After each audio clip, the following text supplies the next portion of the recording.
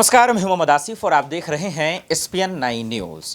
UP में भारत जोड़ो यात्रा की शुरुआत हुई है, लेकिन उससे ज़्यादा इस वक्त चर्चा दर्शकों निकाय चुनाव को लेकर है कि आखिर निकाय चुनाव होंगे कब।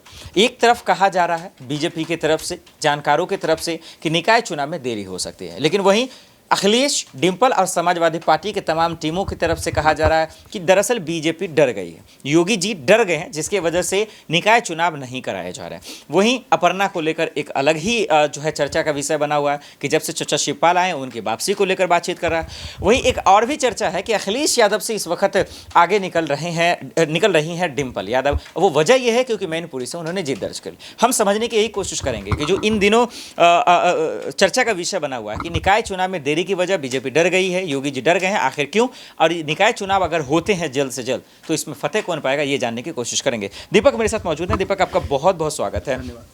कैसे देख रहे हैं निकाय चुनाव में देरी को लेकर अखिलेश यादव लगातार सीएम योगी पर हमलावर है, इसको आप कैसे देखते हैं? क्या वाकई में वो डर गए हैं या वाकई में इसके पीछे एक एग्जाम का लॉजिक दिया जा रहा है कि एग्जाम की वजह से देरी हुई? आप कैसे देखते हैं? देखिए, अगर चुनाव का देखा जाए तो ज़्यादातर जो लोकसभा के चुनाव होते हैं ज़्यादातर अप्रैल और मई के महीने के यहाँ पर करीब होते हैं। लोकसभा चुनाव की बात करें तब कोई दिक्कत नहीं होती, तब चीज़ें यहाँ पर स्थगित कर दी जाती हैं। लेकिन बात जब नगर निकाय चुनाव की आई तो एग्जाम का यहाँ पर बहाना देना शायद गलत है, क्योंकि अभी हम गौर करें तो गुजरात में भी कुछ ऐसा ही हुआ था। गुजरात चुनाव जब यहाँ पर केजरीवाल अपने आप को दावेदारी मजबूत करते जा रहे थे, बीजेपी इतनी मजबूत बताई तो जा रही थी लेकिन दिख नहीं रही थी, तो वहां पर क्या करा कि गुजरात चुनाव की तारीखों को आगे बढ़ा दिया गया। बीच में मोरबी हादसा हुआ, लेकिन मोरबी हादसे से पहले तारीखों का ऐलान हो चुका था हिमाचल की, लेकिन बाद में मोरबी हादसे का एक बहाना दिया गया था, ये हर कोई जानता है। और दिल्ली में एमसीडी चुनाव तभी रखवा दी गई ताकि केजरीवाल को दिक्कत हो, ये यहाँ पर विशेषज्ञों का कहना था। बात आती है नगर निकाय चुनाव की, तो हाल ही मैनपुरी खतौली जीता है यहाँ पर सपा पार्टी ने, और यहाँ पर सपा और प्रसपा गठबंधन हुआ। शिवपाल और अखिलेश मजबूत नजर आ रहे हैं, उनके सभी समर्थक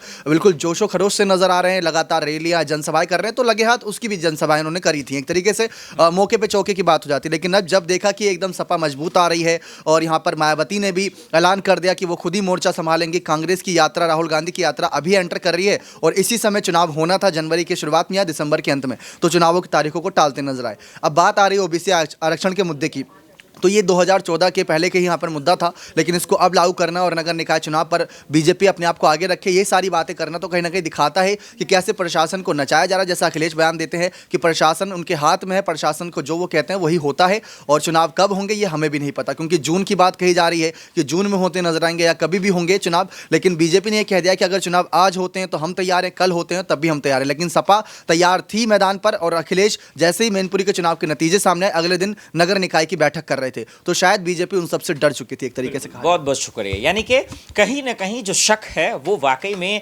यहां पर देखने को मिला। लेकिन एक सवाल इस बीच में दर्शकों और भी अहम है, जो सबसे लाजमी है समाजवादी पार्टी के मद्देनजर। वो क्या है, जरा सुन लीजिए। वो ये कि डिप्टी सीएम दो हैं यूपी में, आप जानते हैं, केशव प्रसाद मौर्य और ब्रिजेश पाठक जी। अब समाजवादी पार्टी के आईटी सेल पर जरा सा एक ट्वीट हो गया। वो ट्वीट क्या है, उन्होंने दावा जरा ठोक दिया कि डिप्टी सीएम जो दोनों हैं वो दरअसल सीएम योगी की कुर्सी को उखाड़ फेंकेंगे। हालांकि बीजेपी की तरफ से इन बयानों को खंडन नहीं किया गया। हाँ, 100 विधायक वाले जो बयान थे अखिलेश यादव के, उन पर केशव प्रसाद मौर्य ने मुंहतोड़ जवाब जरूर दिया था। तो हम ये जानेंगे कि जो दावा समाजवादी पार्टी की तरफ से किया गया, क्या वाकई में सीएम योगी आदित्यनाथ की कुर्सी को उखाड़ फेंकेंगे डिप्टी सीएम, यानी दोनों ब्रिजेश पाठक और केशव प्रसाद मौर्य, ये दावा किया जा रहा है। कशिश मेरे साथ मौजूद है। कशिश, एक छोटा सा बयान। इन दिनों समाजवादी पार्टी खूब दावा कर रही है कि योगी जी की कुर्सी को उखाड़ फेंकेंगे दोनों डिप्टी सीएम। आप किस तरह से इसको देख रही हैं? देखिए, ये खबरें तो लगातार काफ़ी दिनों से आ रही है यहाँ पर केशव प्रसाद मौर्य और ब्रिजेश पाठक दोनों को लेकर। यहाँ पर अखिलेश यादव ने कितनी बार तंज कसा है कि इन्होंने सपने देखे थे कि हमें मुख्यमंत्री बनना और बन गए डिप्टी सीएम। और यहाँ पर अखिलेश यादव ने केशव प्रसाद मौर्य को लेकर ये भी कहा था, आप 100 विधायक लेकर आइए, हम आपको मुख्यमंत्री बना देंगे। इस तरीके का ऑफर वो देते नजर आए। तो कहीं ना कहीं जो ये कयास भर भर के यहाँ पर लग रहा है कि केशव प्रसाद मौर्य अगर सीएम ही बनना चाहते थे तो उन्होंने पहले अपनी बात क्यों नहीं रखी, उनको पहले रखनी चाहिए थी, और इस वक्त वो एक हंसी का पात्र यहाँ पर बनते नजर आ रहे हैं। तो आप ये देखिए कि मुझे लगता है कि डिप्टी सीएम है वो, लेकिन उन्हें सीएम बनने का मौका मुझे नहीं लगता कि योगी आदित्यनाथ कभी देंगे। जितना पद उन्हें मिला हुआ है उससे आगे वो बढ़ जाए, ये बहुत बड़ी बात है यहाँ पर। और कहीं ना कहीं कयास कुछ ऐसे भी लग रहे थे, कहीं केशव प्रसाद मौर्य इस्तीफा तो नहीं देंगे और सपा में तो नहीं चले जाएंगे। उन्हें दिख रहा है कि सपा अभी मजबूत नहीं है, मजबूत तो अभी बीजेपी, तो इस्तीफे की तो बात ही नहीं होती है। लेकिन हाँ, जितना पद उनके पास है उस पर अगर उन्हें टिके रहना है तो योगी के खिलाफ नहीं जाना चाहिए। बहुत बहुत शुक्रिया। वाकई और ज़्यादा मजबूत हो होती तो सरकार बना लेते। ये विधायकों वाला खरीद फरोख वाली राजनीति कब तक करेंगे वाकई। लेकिन फिर भी सियासत में एक नई शुरुआत हुई है, देखना पड़ेगा कि आखिर इसका एंड कब होता है। निकाय चुनाव भी नज़दीक है, 2024 के लोकसभा चुनाव नज़दीक है, इस बीच में भारत जोड़ो यात्रा की भी एंट्री हो गई है।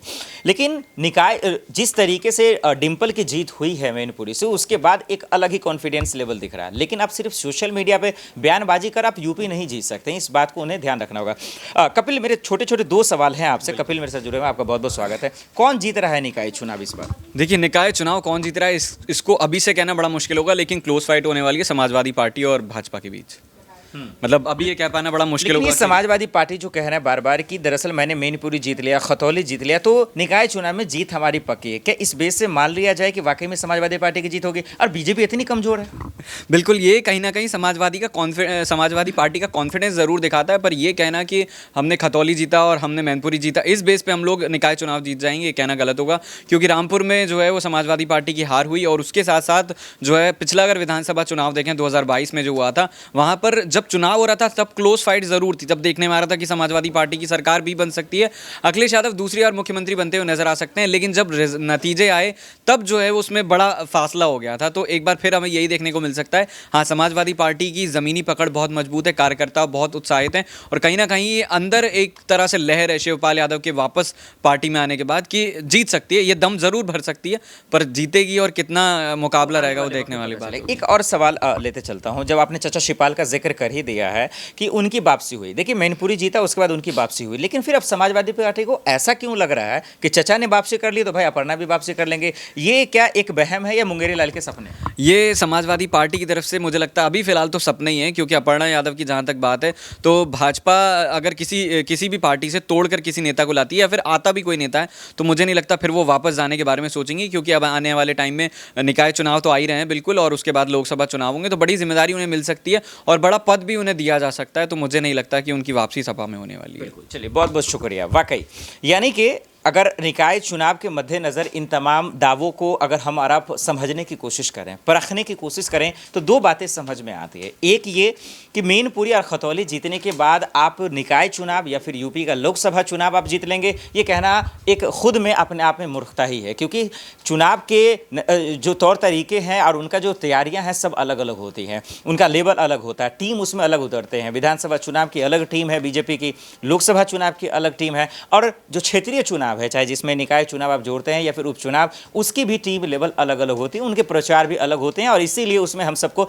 दिलचस्पियां भी देखने को अलग अलग मिलती है। लेकिन लिहाजा इन सब के बीच में जो कुर्सी का खेल चल रहा था कि वक्त रहने से पहले सीएम योगी की कुर्सी को उखाड़ फेंकेंगे समाजवादी पार्टी, जो दावा उन्होंने किया, इसका हम सब ने देखा कि जिस तरीके से सहयोगियों ने बताया कि सिर्फ और सिर्फ वो इसलिए इन तरह की बयानबाजी कर रहे हैं क्योंकि दरअसल समाजवादी पार्टी के अंदर ही भूचाल मचा हुआ है। यही वजह है कि उनके मन में जो आ रहा है कह दिया जा रहा है। यही वजह है कि बीजेपी इनको उतना लाइटली नहीं लेती जितना लेना चाहिए, क्योंकि उनको पता है कि ये गैर जिम्मेदाराना और बेतुके बयान। बहरहाल दर्शकों, आपको क्या लगता है कि जो समाजवादी पार्टी ने दावा किया है, क्या वाकई में यूपी में ये हो सकता है? आज के लिए इतना ही, मुझे दीजिए इजाजत और आप देखते रहे स्पेन आई न्यूज़। नमस्कार।